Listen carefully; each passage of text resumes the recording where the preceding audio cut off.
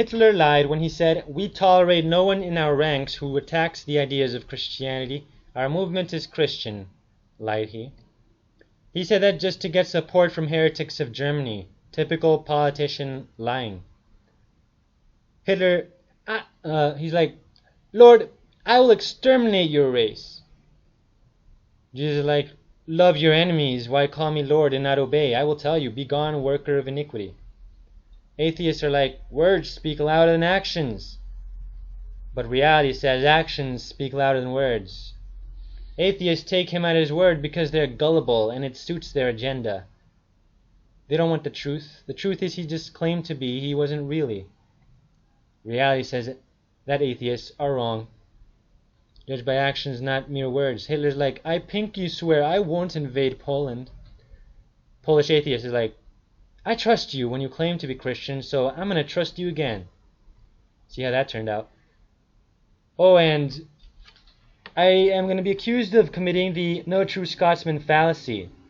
But that's not the case, because in the no true Scotsman fallacy, someone denies that someone is a member of a group based on an unnecessary, arbitrary criterion. For example, your kilt is very short, so you cannot be a true Scotsman.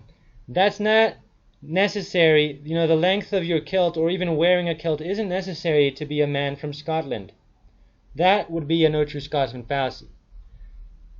But in the case of what is a Christian, who is a Christian, the no true Scotsman fallacy would have to be using an unnecessary or arbitrary criterion. But I'm not doing that.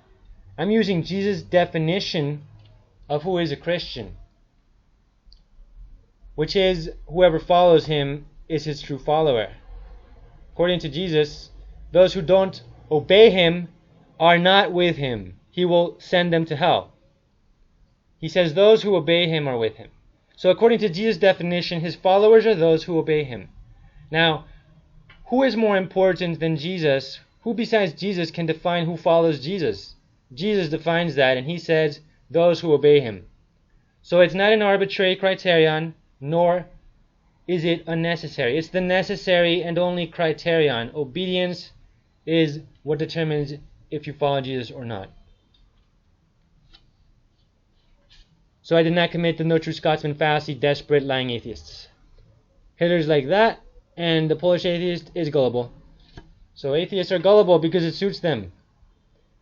But reality isn't on their side. Hitler's like, "We were convinced that the people need and require this faith. We have therefore undertaken the fight against the atheistic movement. And that not merely with a few theoretical declarations, we have stamped it out." Well, I'm sure Nazis also killed rapists and murderers and punished thieves. So they weren't... So, being persecuted by Nazis doesn't make you good, atheists. It doesn't mean you're innocent. It does not mean you're innocent. Even a broken clock is right a few times. Atheism should be treated like the garbage that it is. But my spiritual family are to turn the other cheek. We are meek like sheep. Meek rhymes with weak, but it takes strength to challenge the world while binding your arms and legs. I do not trust in flesh. I trust in the Creator, the source of all power. I want you to find store surveillance footage of me foiling a robbery attempt, so you see a true Christian fights wolves to defend sheep if he must. They underestimated me because I'm small. Also, my pants were hiding how buff my legs are. My arms are scrawny because I've never developed them yet, but I always ran fast and always was into running, so my legs were pretty developed and buff. The thief did not know that I was very strong in the bottom half of my body, and I used my legs to kick him and put him on the ground. If you don't believe me, just verify it over here. In Miami is a store that used to be Winn-Dixie, and they changed their name to Fresco y Mas. I worked as a bagger from May 2015 until November 2017. It was in Miami, West Kendall intersection of Sunset Drive, Southwest 72nd Street and Southwest 152nd Avenue. I sometimes went there in Spanish armor. Ask for then managers Eduardo, Fatima, or Jose. I think it was autumn 2016. And there was actually another case, but I don't know if there was surveillance. Hitler's priests, Catholic clergy, and National Socialism. We have long past taken care to discredit the priesthood of the Goyim, and thereby to ruin their mission on earth, which in these days might still be a great hindrance to us. Day by day its influence on the peoples of the world is falling lower. Freedom of conscience has been declared everywhere, so that now only years divide us from the moment of the complete wrecking of that Christian religion. As to other religions, we shall have still less difficulty in dealing with. According to Sarah Silverman, what is the Vatican worth? Like $500 billion? This is great. Sell the Vatican, feed the world. The Ashkenazi Khazar fake Jewess has a point. Catholics don't follow Jesus because they're not Christians, they're heretics. They worship Mary. Actions speak louder than words. Their worshipping actions prove that their word that they are not worshipping her is a lie. They're lying when they say they don't worship her, when they're bowing to her, asking for her intercession, and calling her the Queen of Heaven, which makes her a goddess with supreme power over nature and beyond. They're crying out loud. I forsook my inheritance to follow Jesus. My computer is to advance God's will. Also to learn, I plan to learn many languages, and talk and with certain people, and play video games. God isn't anti-fun. Mark Twain said, the church has opposed every innovation and discovery from the day of Galileo, who was not an atheist, down to our own time when the use of anesthetics in childbirth was regarded as a sin because it avoided the biblical curse pronounced against Eve. That's because it's not of God, but of the devil, who counterfeited the way in order to mislead the world, and you fell for his false flag operation.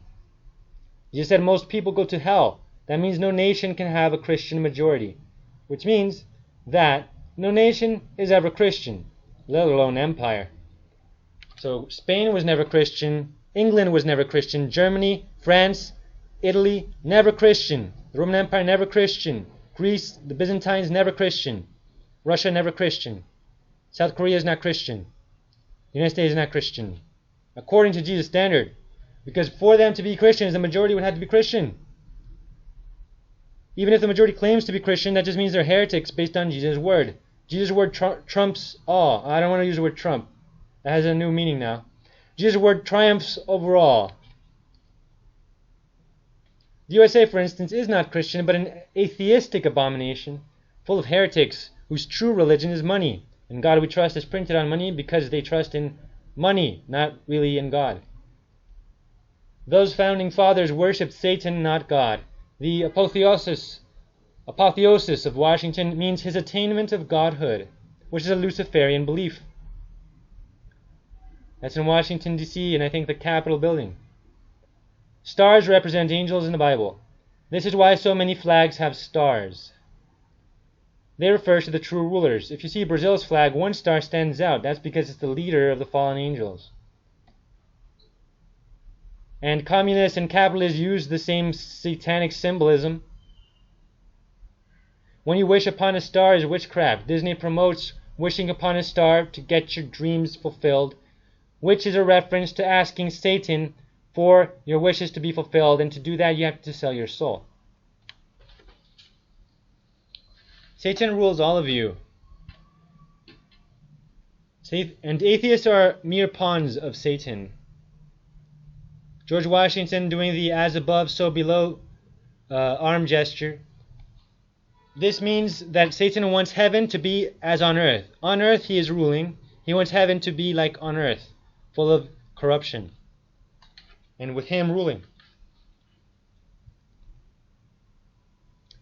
The Greco-Roman temples were for gods. The message is clear.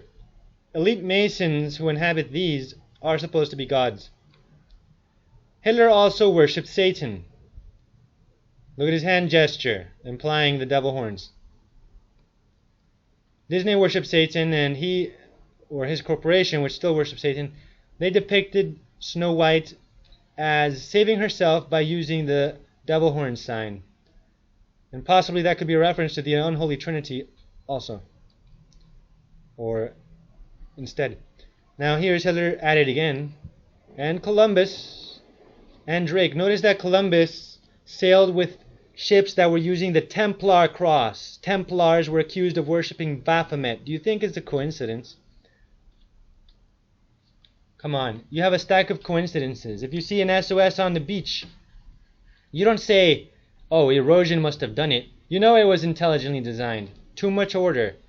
It cannot be a stack of coincidence. That's illogical. They were posing. This is not a coincidence. They were posing. They deliberately put that much space between the pinky and the other fingers. Between the index finger and the other fingers. It's all intentional, folks. And notice the Templar cross. Hitler was a Templar. Modern Templars are Masons, by the way. Da Vinci also worshipped Satan.